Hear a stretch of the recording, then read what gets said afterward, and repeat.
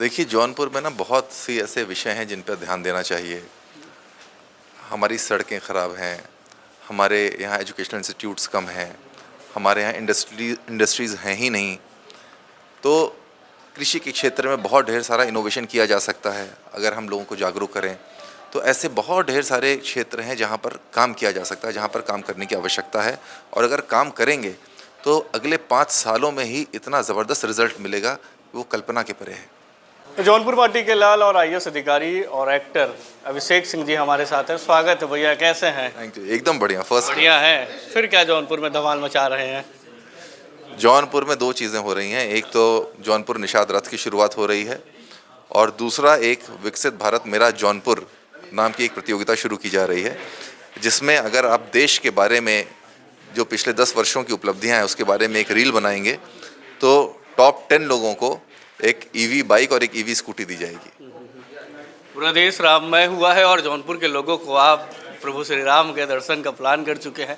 क्या रणनीति आपने बनाई और कितने लोगों को टारगेट किया है दर्शन कराने के लिए? देखिए, हर दिन 5 बसें यहाँ से जाया करेंगी। 1 महीने के लिए अभी हमने ये आयोजित किया है।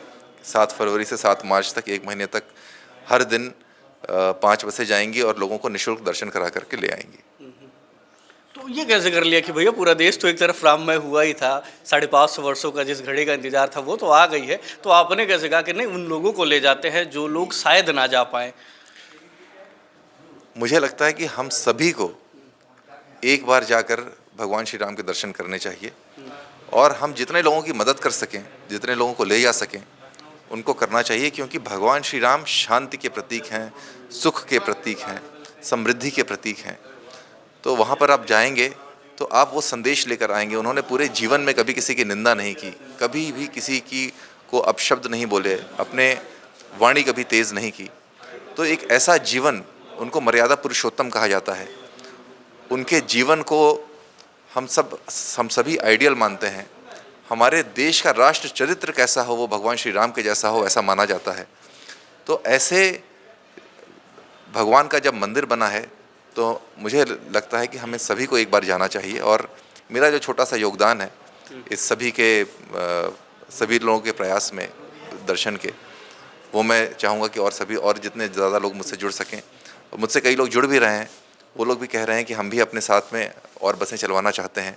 तो उन सबका भी स्वागत है, जितने लोग जुड़ें और उतना अच्छा रहेगा। बड़ी चर्चा चल रही कि राजनीति में सांसद वांसद बनना है, आईएएस अधिकारी से ब्रेक दे दिए है।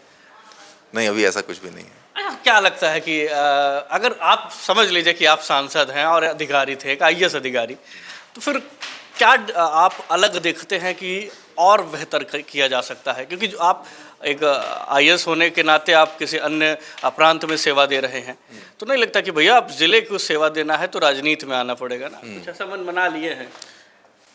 देखिए, जौनपुर में ना बहुत सी ऐसे विषय हैं जिन पर ध्यान देना चाहिए। हमारी सड़कें ख़राब हैं, हमारे यहाँ एजुकेशनल इंस्टीट्यूट्स कम हैं, हमारे यहाँ इंडस्ट्रीज़ हैं ही नहीं। तो कृषि के क्षेत्र में बहुत ढेर सारा इनोवेशन किया जा सकता है अगर हम लोगों को जागरूक करें। तो ऐसे बहुत ढेर सारे क्षेत्र हैं जहाँ पर काम किया जा सकता है, जहाँ पर काम करने की आवश्यकता है। और अगर काम करेंगे तो अगले 5 सालों में ही इतना ज़बरदस्त रिज़ल्ट मिलेगा, वो कल्पना के परे है। 5 सालों के लिए मन बना लिए हैं और 24 कहा जाए लोकसभा चुनाव एकदम नज़दीक है। इशारा साफ है कि नहीं? अच्छा, आप अभी कहा जाए कि अभी स्पष्ट नहीं किए हैं कि आप राजनीति में 5 सालों का तो प्लान बना लिए हैं, तो फिर साफ क्यों नहीं हो रही है रास्ते? आपको जितनी खुशी हो रही है ना, मुझे इतना अच्छा लग रहा है देख करके। मुझे लग रहा है कि आप मुझ पे इतनी आशा आप रखे हैं, मुझे बहुत अच्छा लगता है। लेकिन मेरा उद्देश्य है युवाओं को जागृत करना, सभी लोगों को जागृत करना, ताकि वो सभी राष्ट्र निर्माण के इस यात्रा में हम सभी मिलजुल करके करें और ज़्यादा से ज़्यादा योगदान दे सकें। अच्छा, जौनपुर के युवाओं के लिए क्या कहना चाहेंगे भैया? जौनपुर के युवाओं के लिए मैं ये कहना चाहूँगा कि आपसे अच्छा इस पूरे विश्व में कोई नहीं है।